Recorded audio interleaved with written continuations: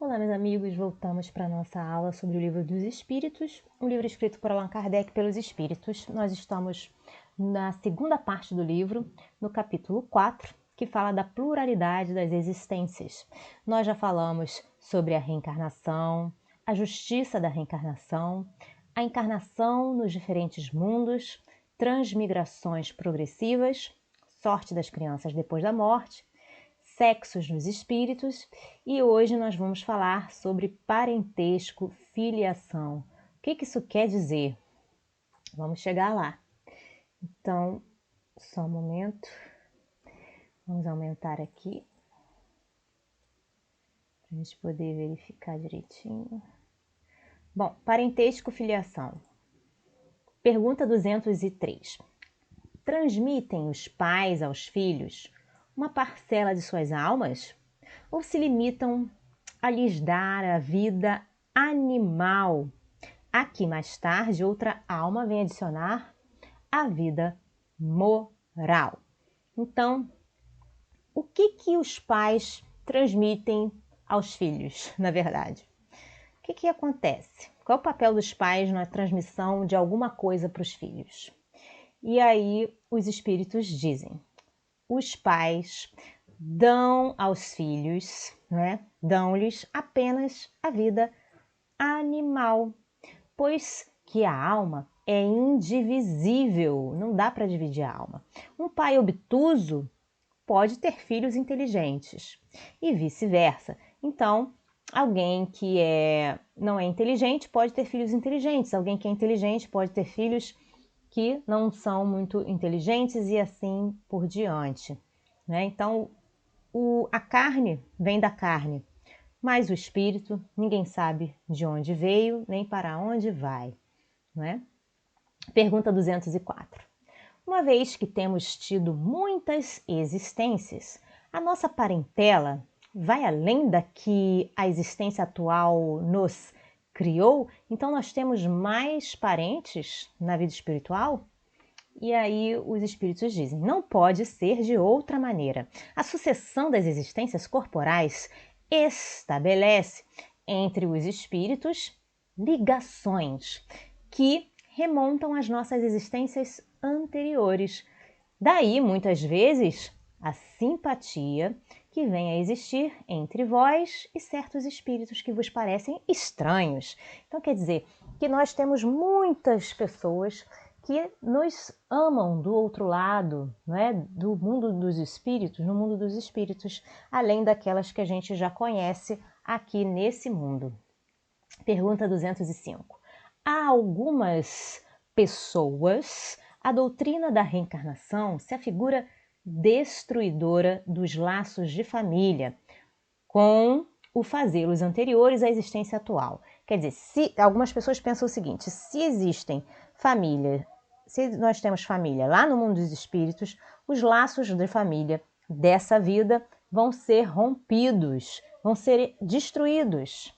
Tem pessoas que pensam desse jeito, e aí os espíritos respondem: ela os distende, não os destrói. Fundando-se o parentesco em afeições anteriores, menos precários são os laços existentes entre os membros de uma mesma família.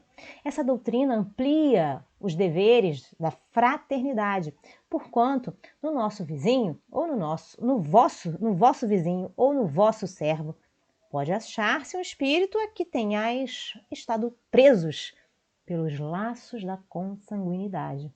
Então, ao invés de destruir, ela amplia esses laços de família.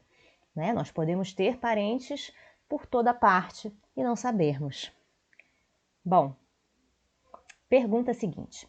Ela, no entanto, diminui a importância que alguns dão à genealogia, ao sangue, à herança sanguínea, visto que qualquer pode ter tido um pai por espírito que haja pertencido a outra raça ou que haja vivido em condição muito diversa. Então, essa genealogia, quem foram nossos ancestrais, será que a doutrina da reencarnação faz com que diminua essa genealogia, se viemos de uma família nobre, de uma raça, não é, considerada superior, ou etc.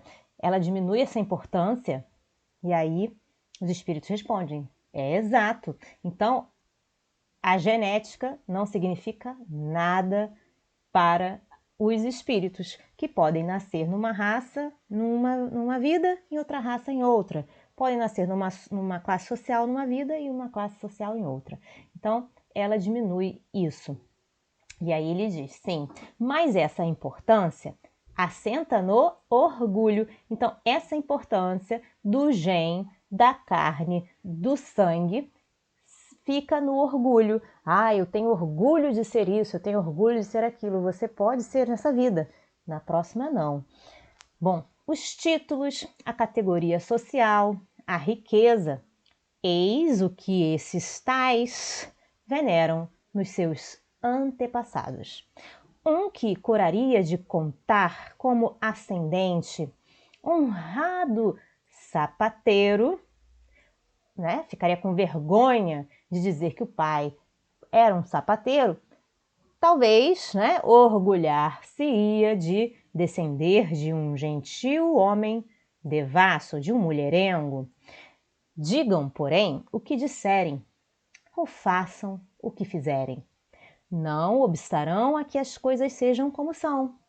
Então, você pode dizer o que você quiser, se orgulhar ou se envergonhar, mas vocês, né, nós, não ficaremos escusos, não poderemos fugir das coisas como elas são, que não foi consultando-lhes a vaidade que Deus formulou as leis da natureza. Então, Deus não formulou essas leis pensando no orgulho que as pessoas sentem por tal ou tal categoria de trabalho ou de raça, de filosofia de vida, etc. Pergunta: do fato de não haver filiação entre os espíritos dos descendentes de qualquer família, seguir-se-á que o culto dos avoengos seja ridículo? Essa pergunta é muito interessante. E aí os espíritos dizem: de modo nenhum. Todo homem deve considerar-se feliz, ditoso, por pertencer a uma família em que encarnaram espíritos elevados. Se bem os espíritos não procedam, né? Os espíritos não procedam uns dos outros, nem por isso menos afeição consagram aos que lhes estão ligados pelos elos da família, dado que muitas vezes eles são atraídos para tal ou qual família pela simpatia ou pelos laços que anteriormente se estabeleceram. Mas ficai certos de que os vossos antepassados não se honram com o culto que lhes tributais por orgulho. Em vós não se refletem os méritos de que eles gozem, senão na medida dos esforços em que empregais por seguir os bons exemplos que vos deram. Somente nestas condições lhes é grata e até mesmo útil a lembrança que deles guardais. Então, os nossos antepassados não ficam felizes em ser cultuados. Eles ficam felizes realmente se nós vamos seguir os bons exemplos, não é? A utilidade, ok? Coisas que são úteis. Agora eu vou colocar aqui para vocês, caso vocês tenham alguma dúvida, a respeito dos avoengos, tá bem? Então, o avoengo é aquele que procede, que se herda, se obtém dos avós ou antepassados. Avito, avô, antepassado, tá? Culto dos avoengos é culto dos antepassados, tá bem? Então, não tem problema nenhum em cultuar os antepassados. O que realmente faz com que os antepassados fiquem felizes é o bom exemplo que você segue. E ponto final. Bom, Nós ficamos por aqui por hoje. Eu espero que vocês estejam gostando dessa leitura e dessa aula, tanto quanto eu. Deixem o seu like, né? Dá a sua curtida no nosso vídeo, isso ajuda muito o nosso trabalho. Comentem, façam perguntas, né? Deem sugestões, isso também nos ajuda muito. E a sua pergunta, a sua dúvida pode ser a dúvida nossa e dos outros também. Compartilhem esse vídeo, isso nos ajuda também. Se inscrevam, apertem o sininho para receber mais informações quando a gente colocar o conteúdo novo. Eu desejo a vocês um dia maravilhoso, Deus abençoe e até a próxima. Tchau, tchau!